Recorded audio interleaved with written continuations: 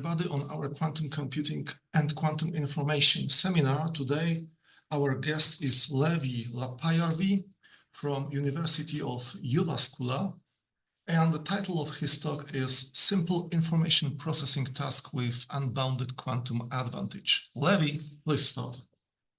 Thank you, and thanks a lot for having me. So, just a little bit about my background. So, I'm currently now a postdoc in University of Jyväskylä, but before this I was a postdoc at RCQI at Slovak Academy of Sciences in Bratislava. During these 3 years, at the end of these 3 years was when this work together with Teiko Heinosaari, Oskari Kerppo, and Martin Plavola, we finished this work. So now I'm in this group of Teiko Heinosaari, this quantum information computation team, where also another our co-author Oskari Kerppo previously was, and Martin Plavola is our collaborator currently in Hanover, Germany.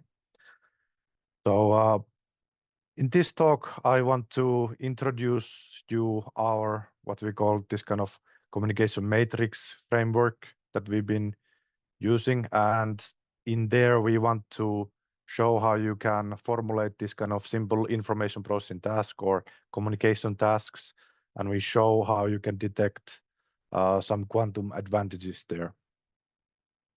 So let's start, and please feel free to ask me questions at any time, or if you prefer, you can ask them at the end, but yeah, feel free to interrupt me if you have some questions.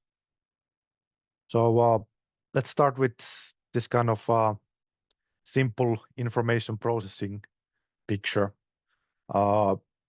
You can think of this as what you have to do in order to convey, so communicate information or just process information with any kind of physical system. So if for example, we have a communication scenario where we want to convey a message from one party to another, what we have to do is we have to encode the message. So we assume that it's some kind of classical message that we're encoding.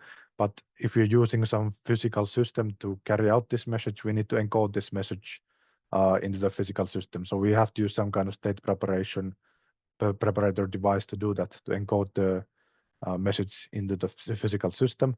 After that, we send the system away. We might do whether we want to, well, in communication scenario, we just want to convey the message, so we don't really do any other transformational processes here other than just the communication channel, which we want to be pure of noise, so noiseless channel, communication channel as possible. But if we want to do some information processing, this is where we do these actual transformations or processes that actually process the information. And in the end, when we have finished sending the system to the other party has to do some kind of measurement to decode the message that was obtained, to interpret what was actually what was the message in classical terms.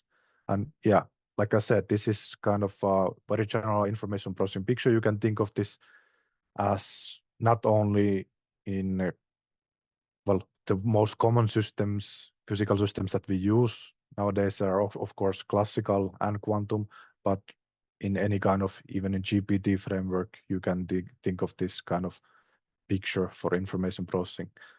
And just to give some examples, so we of course have the most relevant ones where we are processing information with classical computers and quantum computers. So in classical computers, what we do is we use usually bits for this state preparation. So we encode these messages in bits.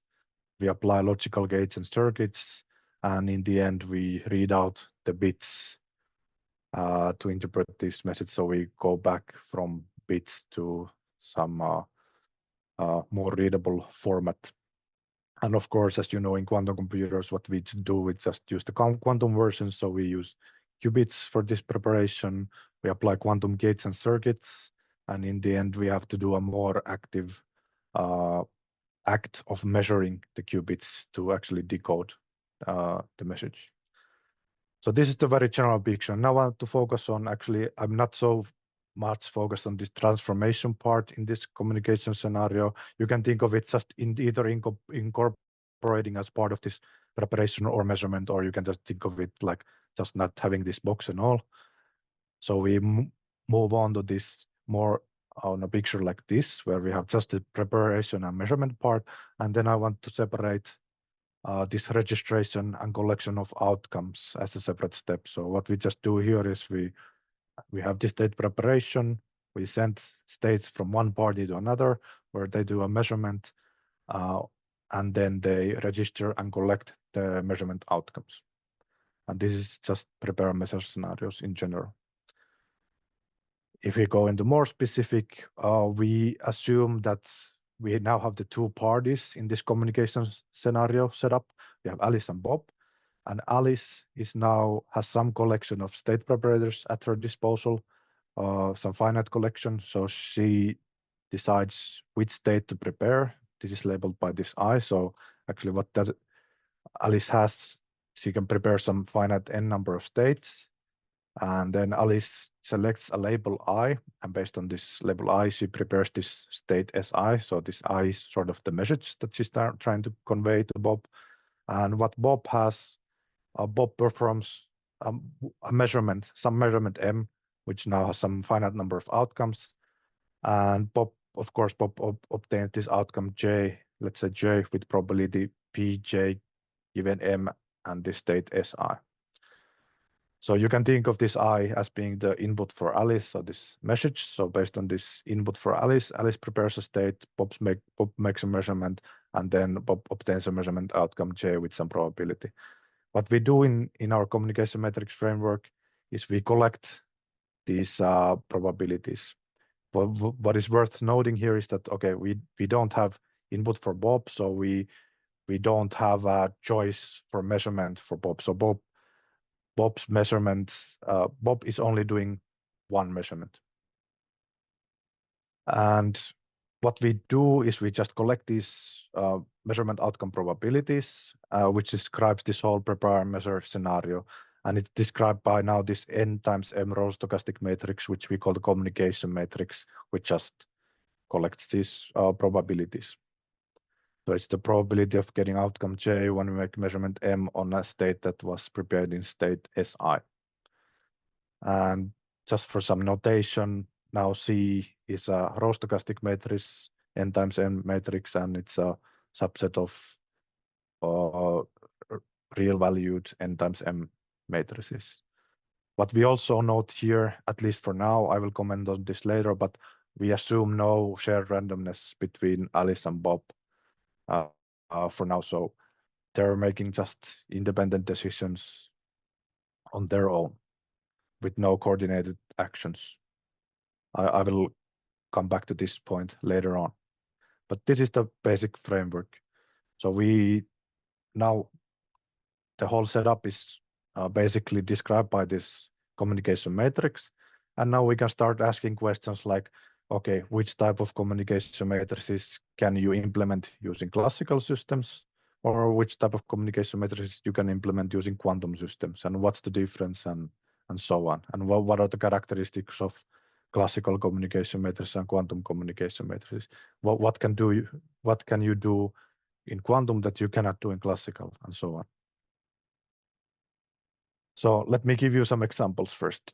One of the most important kind of communication task is perfect state distinguishability. So here, both Alice is trying to send a clear message I, and Bob is trying to optimize with the highest probability that, okay, in the case of perfect, we want Bob to correctly guess which state Alice sends every time. So then this kind of task, of course, corresponds to an identity matrix of n. So if you have n states, this corresponds to identity n, so that the probability of obtaining outcome J is 1 when Alice sends state J. So that's the ones are just on the diagonal, and the other probabilities are just 0 based on the fact that we're talking about probabilities. Then we have another kind of task which we call anti-distinguishability. This kind of task comes up in okay, there's not really known applications for like real communication protocols, but this kind of communication task pops up somewhere in, for example, in quantum foundations, in PBR theorem and so on. But the idea here is that, okay, now Alice prepares some states, and the task of Bob is to guess correctly which state Alice did not send. So then Bob is trying to avoid some outcome. So what it means in this communication matrix language is that there should be zero probability for some state for each outcome. So, and okay, if we collect these zero probabilities on the diagonal, we arrive at the matrix like this. And a special case of this anti-distinguishability is this uniform anti-distinguishability, where the probabilities for other states are uniform, so that we have basically zero knowledge on what the actual state was. We just know that what the state was not that was sent. And then we can have some noisy versions of these. So we can introduce some noise parameter like epsilon and say that, okay, whether you interpret this as distinguishability or anti-distinguishability, there's some error in this scenario. And as you can see, as a special case, you can get both of these perfect state distinguishability and perfect uniform anti-distinguishability by just varying epsilon. So these are sort of kind of basic communications tasks that you can formulate here. Okay. So next I will introduce some concept that I will need. It's a matrix majorization concept for these communication matrices.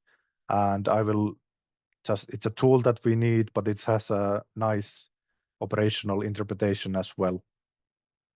So just mathematically, we say that matrix D, a real valued matrix, is ultra-weakly majorized by matrix C if and only if there exists some row stochastic matrices L and R of suitable sizes, such that D equals LCR.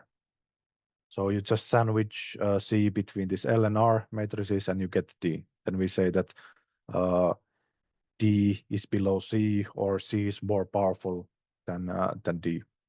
And operationally, what does this mean is that actually if you can ultra-weakly majorize D from C, so you can obtain the communication matrix D from C.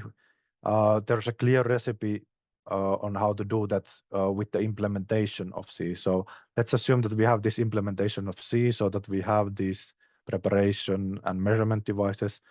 And basically, if D is now ultra-weakly majorized by C, this L and R, they just basically give us the recipe on how to operate these devices of the implementation of C, such that you get the implementation of D. So for example, here L operates here on the preparation side, and what it does, it just mixes the states that Alice is using. So with L, we can choose some pre-processing of mixing. So it can be just trivial mixing, you're just mapping one-to-one states, or you can actually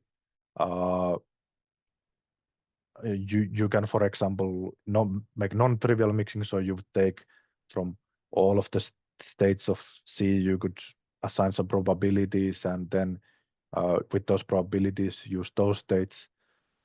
Or you can just, basically, you can think of also like copying, in the sense, is also a form of trivial mixing, where you're just using the same state over and over again in your communication. So you're just using the same preparation device over and over again in your communication protocol. So a short naive question. Please remind me, what means weak matrix majorization, and why you use ultra here? Yeah, so there's two concepts that were previously defined, weak matrix majorization and matrix majorization. And basically, okay, I don't now remember actually which one is which, but one of them is like multiplying from the left, and one of them is multiplying from the right. Yes. And then yeah. Okay, and here, but is it somehow, it implies this weak majorization or not? You're ultra weak. Or I mean, those are special cases of ours, or Okay, of this okay. ultra weak memorization. Okay, good. Thank you. No, I have to learn it. Okay, thank you. Okay, so then this R matrix, what it does, it's just classical post-processing of outcomes. So it basically, this R tells you how to interpret these outcomes that you obtain from C, how to interpret these outcomes as an outcomes for this setup for D.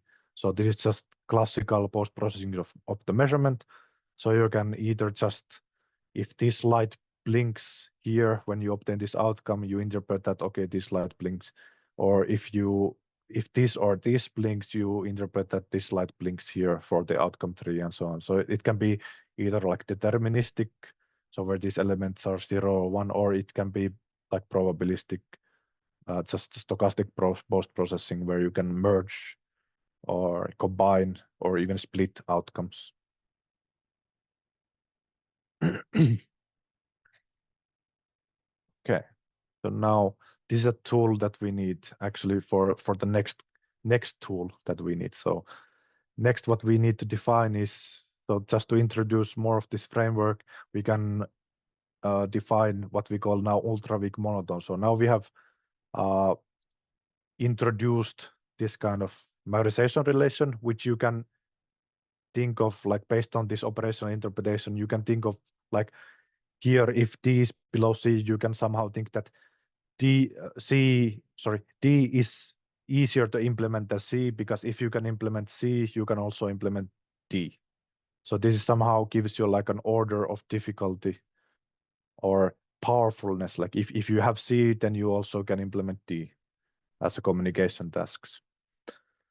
And then we can define these kind of ultra-weak monotones, so just like functions on real numbers that respect this order, so that if you have some relation D is smaller than C, so C is more powerful than D, it implies that also this value of the function respects this order for all of these matrices. And these ultra-weak monotones actually turn out to be very useful when looking at the properties of this communication matrices, when you fix your set of communication medium to be, let's say, quantum or classical, or even some other GPT. But this ultra-weak monotones gives you actually some characteristics of the theory. So I'll just introduce maybe the most important ones that I will need here, and then tell you how they relate to the, let's say, classical and quantum properties.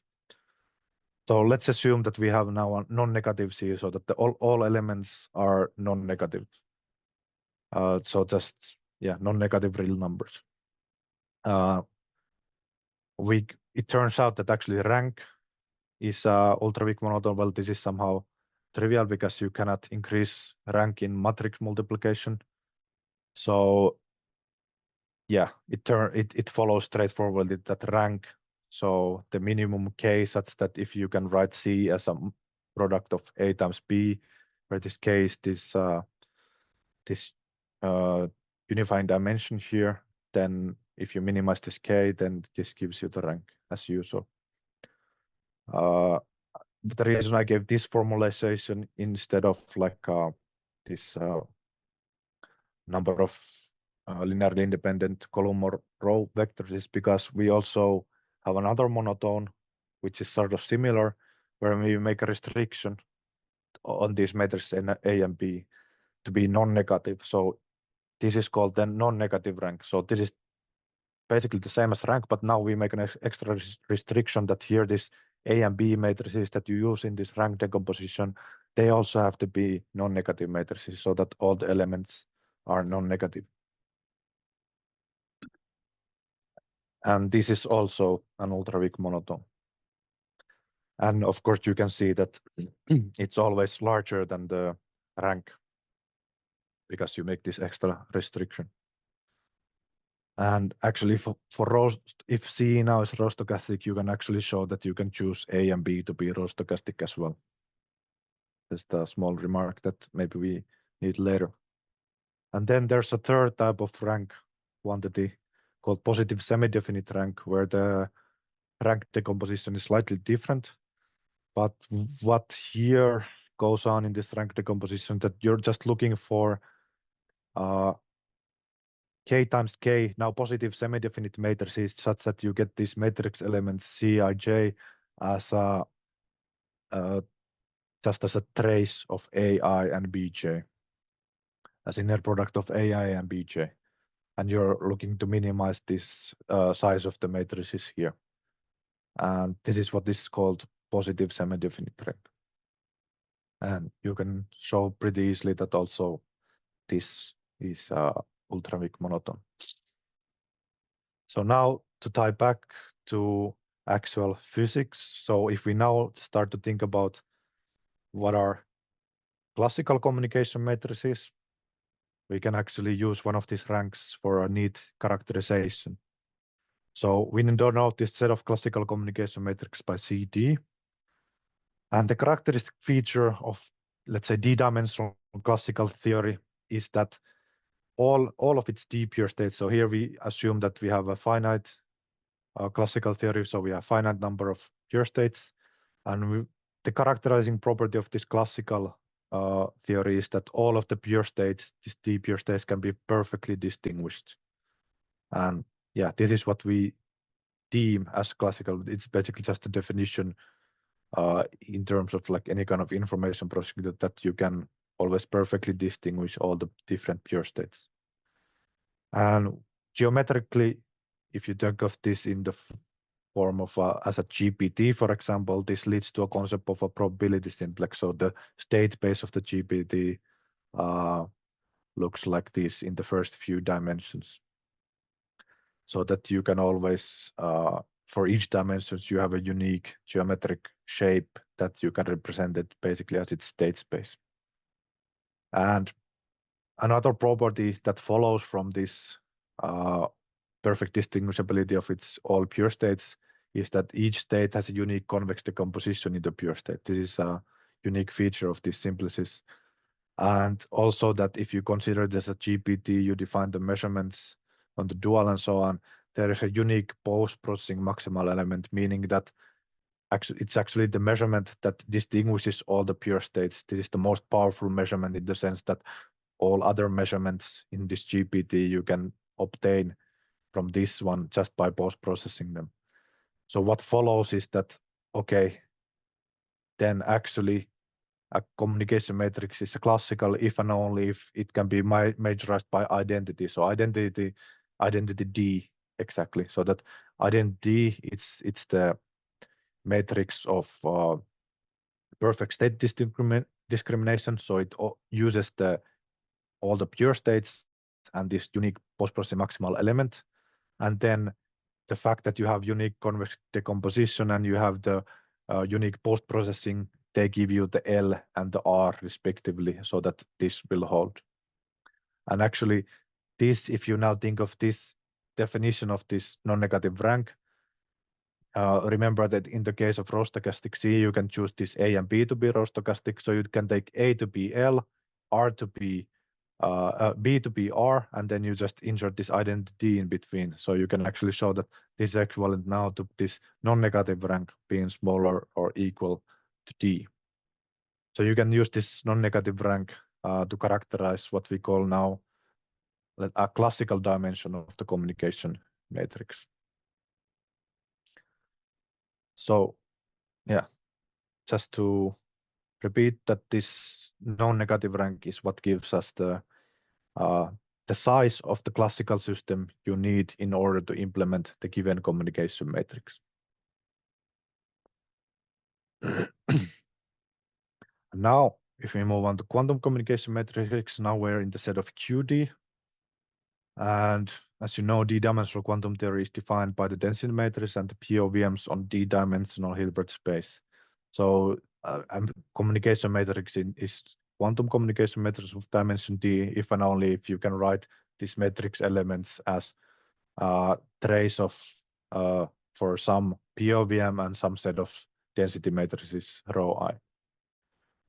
And well, of course, you already from this you can guess that what the characterizing monotone will be for quantum case. It's this will be this positive semi-definite PSD rank. And okay, just a trivial observation here is that all the quantum communication matrices, all the classical communication matrices can be obtained from the quantum one, because you can, just by using diagonal states and measurements here, you can obtain everything classical also in quantum. But yeah, the characters in monotone here now is this PSD rank, because okay, for PSD rank you have this decomposition here, but actually if you have a row stochastic C, you can actually impose a normalization, let's say for A's, such that these will be trace 1, and B such that these B's sum to identity, so that you can actually get a POBM here defined on this. It's done in, for example, this paper here. But the point here is that this PSD rank now gives you the quantum dimension of the communication matrix. So it gives you the minimal dimension of the quantum system you need in order to implement a given communication matrix. So we call this PSD rank also as the quantum dimension of this communication matrix.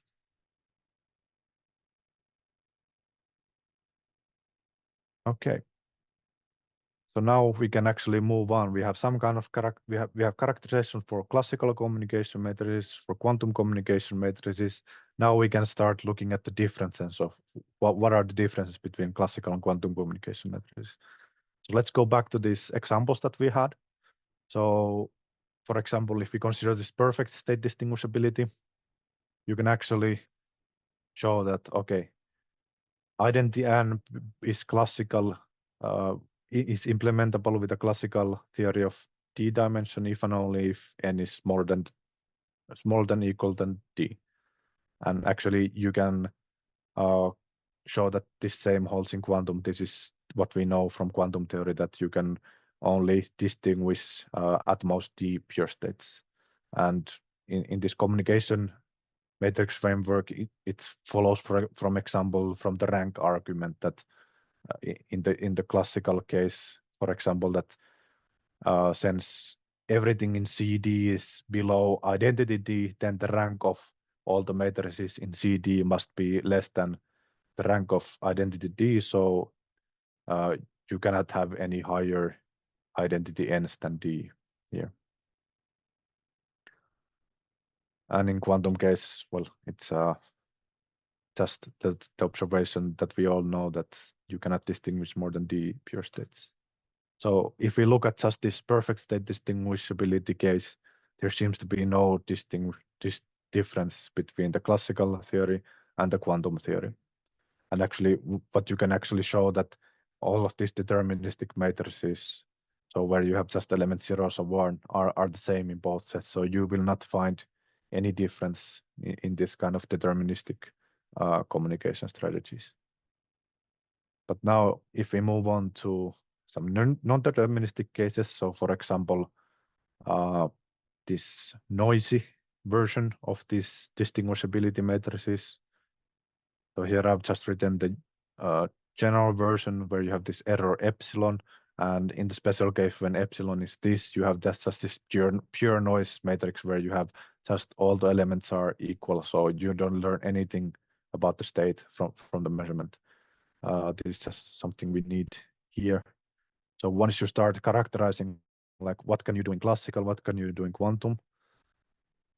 So as we know, these classical communication methods are characterized by the non-negative rank or this ultra-weak matrix memorization identity given by this identity.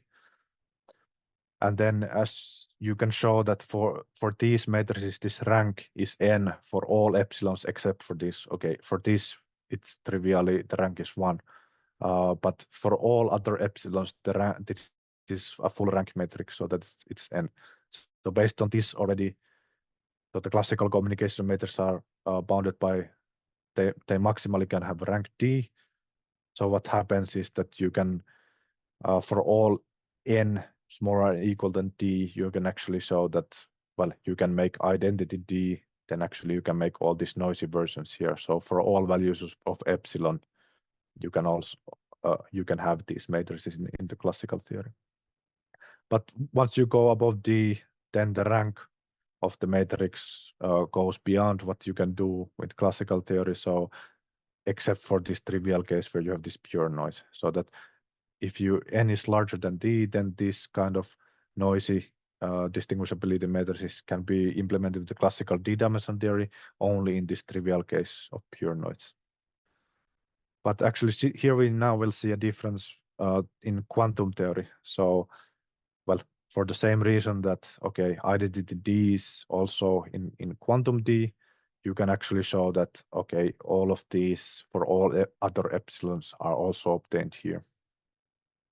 But now the rank, it's related to this, like what we call linear dimension of the theory. So in classical case, this linear dimensions matches this operational dimension. So it matches on how many pure states that you can distinguish.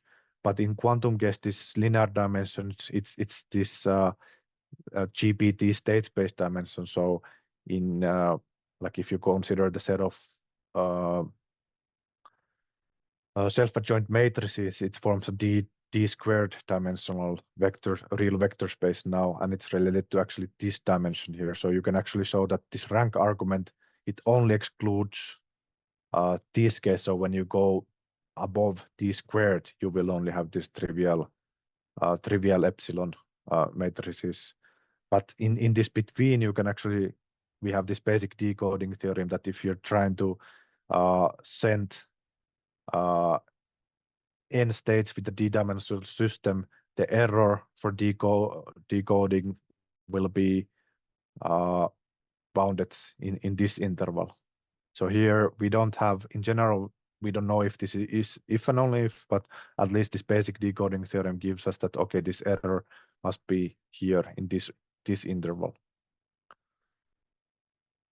And in the special case of qubit, we can actually show that, okay, here it's easier to see that this will be now if and only if. So for the only non-trivial cases here are when n is 3 and 4, you can actually show that these matrices can be implemented with qubit for all these values of epsilons given by the basic decoding theorem.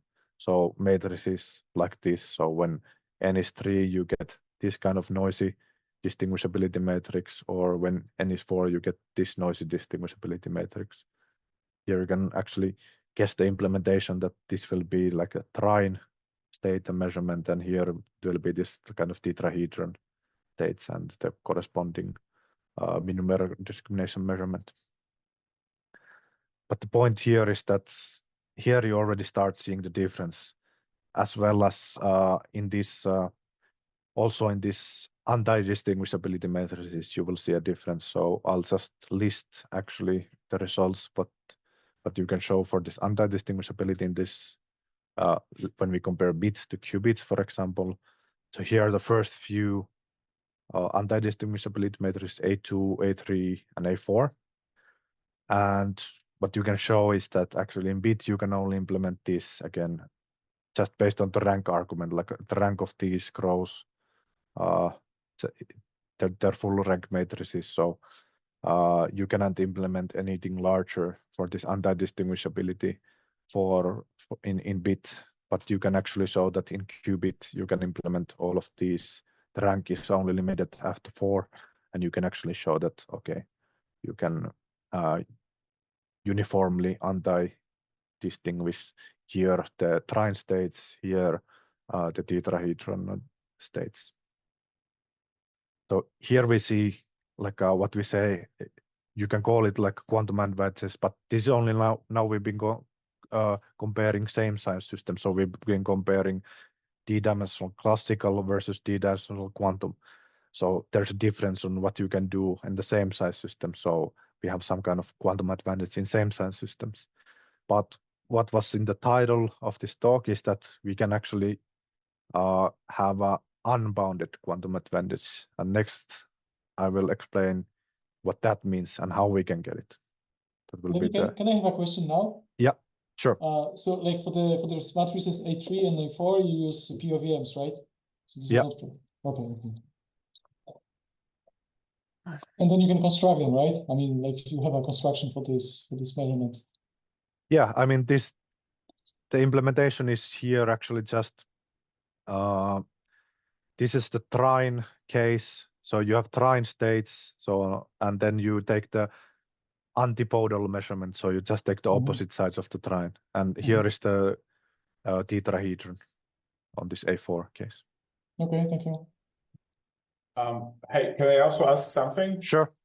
Right. So I wanted to ask how those ranks that quantify classical quantum dimension, whether they are robust to say, to perturbation of matrices. Because let's say if you want to test it experimentally, you will have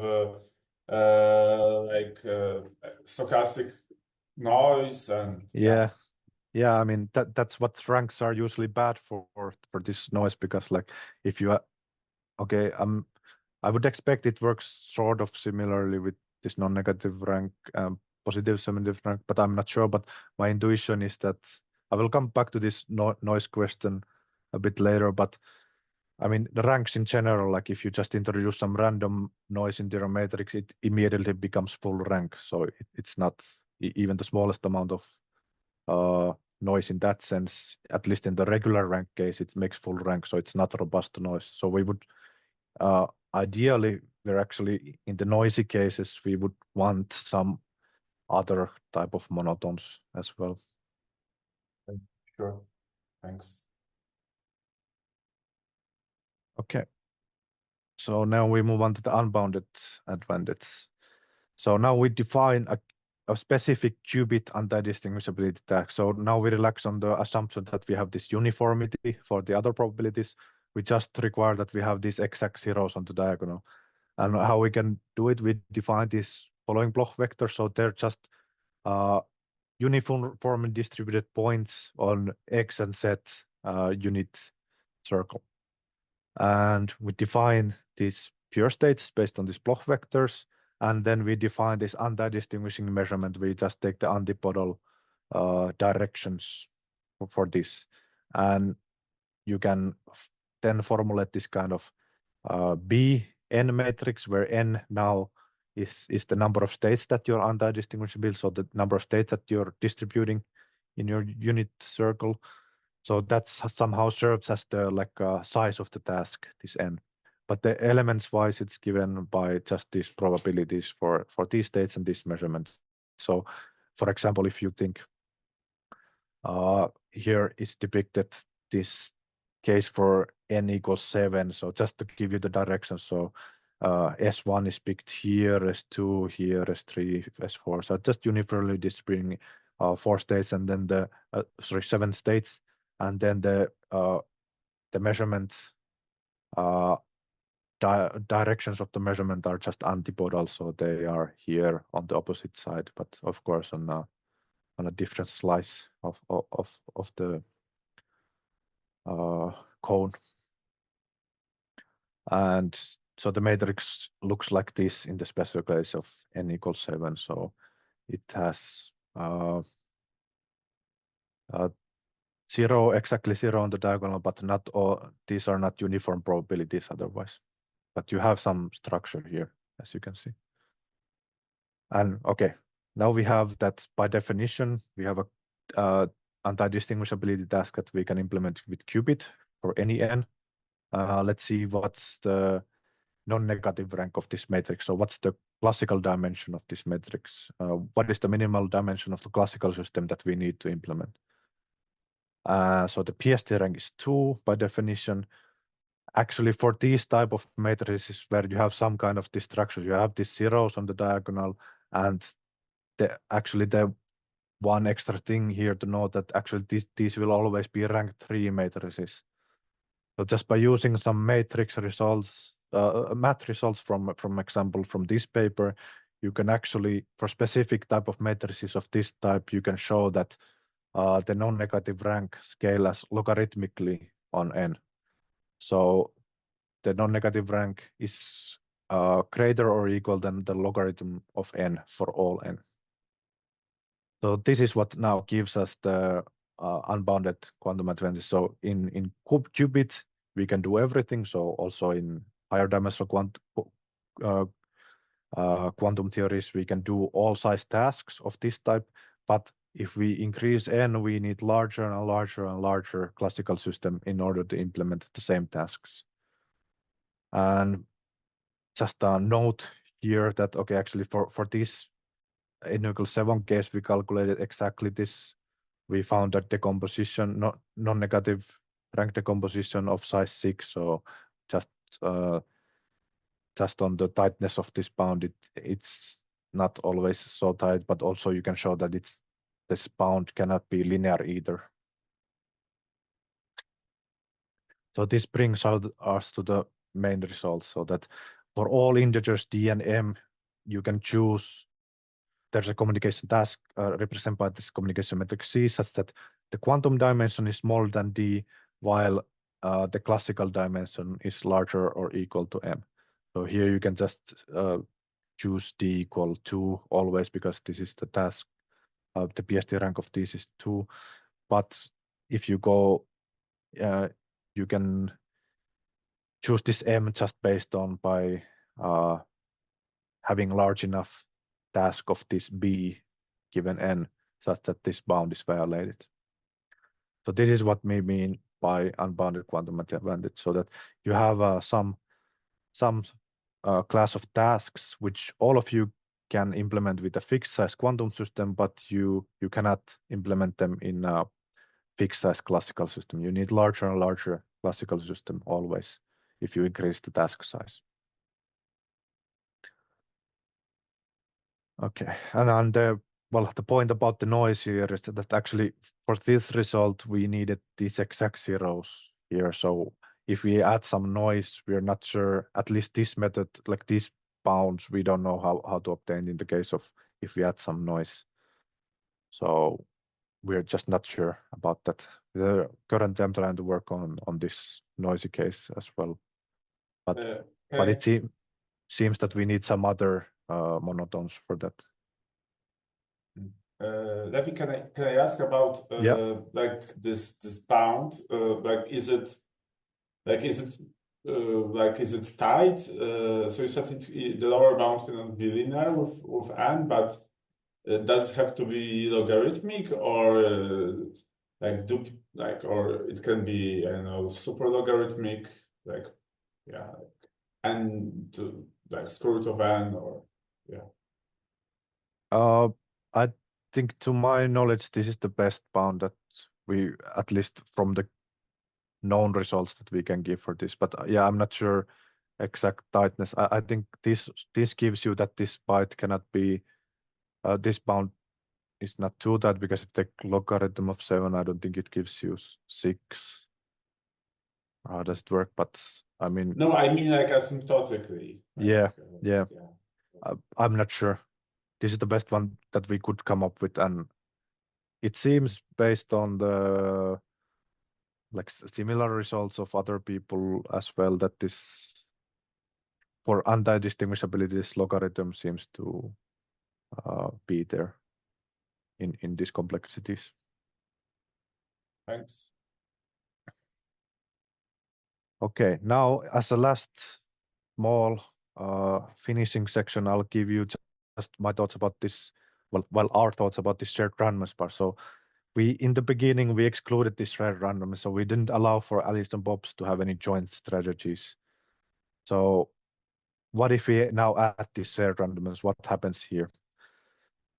So in the presence of shared randomness, what Alice and Bob do, they observe the value of a correlated random variable, and based on the value, they choose their action based on that. So if they observe the value k prime, then Alice can use a preparation device k prime to prepare some states, and Bob uses some measurement device k prime, which leads now to a communication matrix k prime.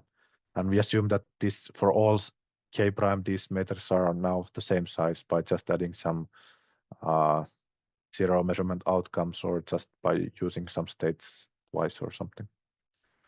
But in the end, what you're implementing is that you're implementing a matrix of this type, where you have these alphas are now the probabilities of observing this random variable, K prime. So what you obtain here is just a mixture of communication matrices.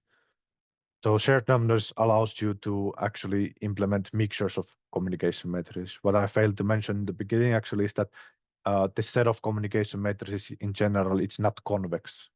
So this shared randomness allows you to make these sets convex now. So you can implement also convex combination of communication matrices. Yes, like I said, shared randomness equals convex combination of communication matrices. Okay, now there's a result by Frenkel and Wiener saying that actually if you take for all sizes of n times m communication matrices, when you have equal dimension for quantum and classical, if you take the convex hulls of both sets, they become equal. So now it would seem that, okay, if we take the convex hull, so we add shared randomness, also our quantum advantage disappears. So this is just like illustration of the situation that you might have, that this C classical communication matrices are some kind of set, quantum communication matrices are another type of set, but when you take the convex hulls, they give you the same set. And this is somehow surprising. So that you, with convex hulls or shared randomness, you wouldn't be able to say anything different. There wouldn't be any difference between quantum and classical. So what we just note that, okay, this in this convex hulls, we are somehow assuming infinite shared randomness. And this is the point that we make, that, okay, if we now allow this shared random variable to take only finite values, then just following what we observed, you can make finite convex combinations of size k here. So the amount of, like, how many terms are you allowed to mix is limited by k. So now if we observe that, okay, these ck's individually, they have some classical dimension, so that you can implement them, let's say, by d-dimensional classical system for all k prime, so that they have non-negative matrix decomposition of this type, so they can all obtain from identity D. Then this final implemented communication matrices has a non-negative matrix factorization of this type, where you now have identity DK, and then you have these L matrices as columns here multiplied by these alphas. This will be again a column stochastic matrix. Here you just put these as on top of each other here in this R, and you get a D times K non-negative matrix factorization. So actually, the classical dimension of this is now bounded by this D times K, meaning that if you only allow for finite shared randomness and you're implementing them with D size classical system, it bounds the classical dimension of the communication matrix that you're able to implement like this. So again, we can now take this qubit anti-distinguishability task. If we grow n large enough in this qubit anti-distinguishability task, we will be sure to violate this bound. So if we just allow for, in order to implement larger and larger tasks, we would need to either allow for, let's say, larger convex combinations, so more terms here, or we need to increase the size of our classical system that we're using to implement. So this brings out the next result that, okay, if they use this shared randomness, so they have, and of finite size, so they have coordinated actions from a finite set, and they will communicate with d-dimensional classical system, then there exist communication matrices with quantum dimension equal to 2 that they cannot implement classically by coordinating the interaction. So they either have to increase the number of rounds, or they have to increase the classical system that they're using to implement this.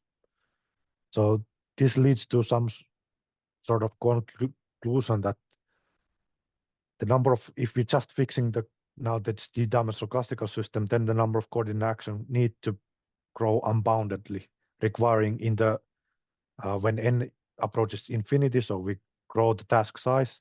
In the limit, we will need infinite storage for these correlated random variables, which of course it's not really physical. So what we argue based on this is just that shared randomness, you cannot think of it as a free resource, or more accurately, like infinite shared randomness is not a free resource. So you can sort of still observe this like quantum advantage when you consider more, I don't know if it's realistic or not, but there's cases where you have a finite set of coordinated actions, you can still observe this quantum advantage. Okay, so with this, I'll just give you a brief summary of what I did. You can find the paper here, also a previous paper.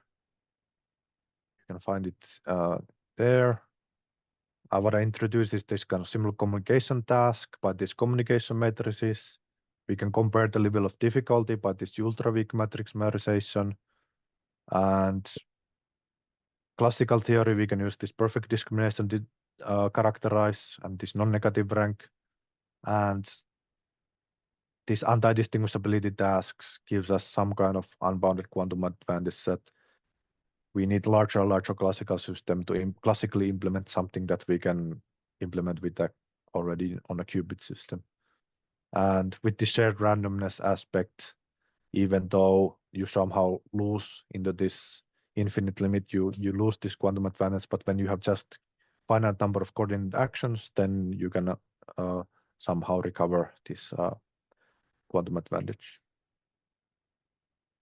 Okay. I think I'll stop here. If you want to know more about these open questions and other directions, I'm happy to tell you more, but one of them is actually this noisy communication matrix scenario where we add noise and what happens then. Okay, thanks. Thank you, Leevi, very much. We are perfect in time, so it's a time for questions or remarks. Hi. Thank you for a cool talk. It's very interesting. I had two questions, I guess. My first is about this last point where you're talking about what happens when you add shared randomness. Yeah. And I was wondering if it was possible to kind of interpret this result in a slightly different way and prove something like there's an advantage quantumly over classically here in terms of a classical actor will have a classical pair of actors will have to burn more shared randomness, like they'll have to pay more shared randomness to achieve the task, whereas a quantum person can get away with less shared randomness. Can you like quantify it that way? Yeah, I mean, Okay. in this specific case of this anti-distinguishability task, like you don't need any shared randomness in this quantum case. Okay. But yeah, in order to implement the same matrices, you would need more and more in the classical case. Okay, yeah, I see. Yeah. Okay. Yeah, that makes more sense. Okay. And my second question was actually about these anti-distinguishability tasks because I've not seen these before. So could you comment a bit? You said that they were used sometimes in some like foundations papers. I mean, some results, PBR theorem uses some anti-discrimination arguments, and it somehow, that's the only thing that comes to my mind, but I've seen it but also in this kind of quantum advantage things. There was recently some paper on, I think on PRL also about this kind of observing this quantum advantage in this kind of anti-discrimination task and so on. But yeah. The point that I was just making there is that it would be actually nice to have, okay, this is a task where we can show quantum advantage, but there's no clear like protocol or something where we could use this in a more practical or real life information processing scenarios. Yeah.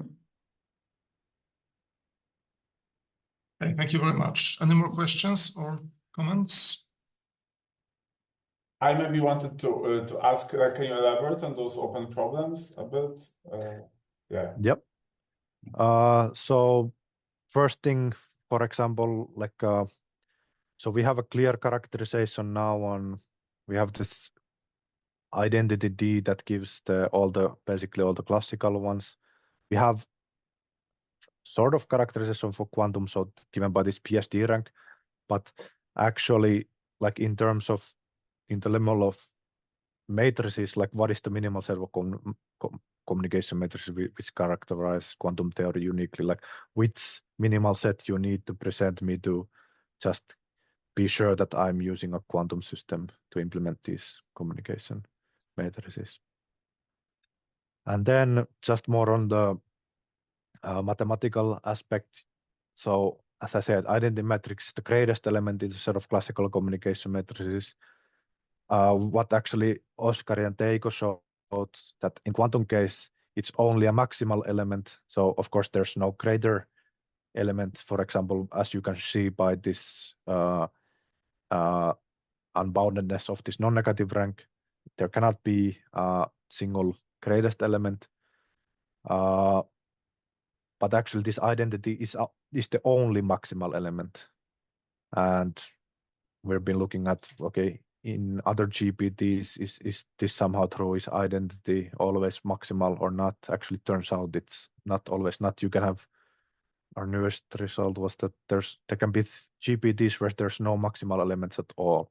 It's somehow a little bit of weird, counterintuitive, at least for us. But yeah, there seems to be like really differences between different theories on this, like on the structure of these communication matrices. Then what we've been looking also is this compatibility of communication matrices. So you can consider two communication matrices compatible if you can obtain them from a joint chi by this ultra-weak matrix memorization. So you can use the setup of this joint chi to obtain by this classical pre-processing and post-processing to obtain both of the original matrices at the same time, sort of. And well, as usually with compatibility, we expect that it's somehow also characterization of classicality in general.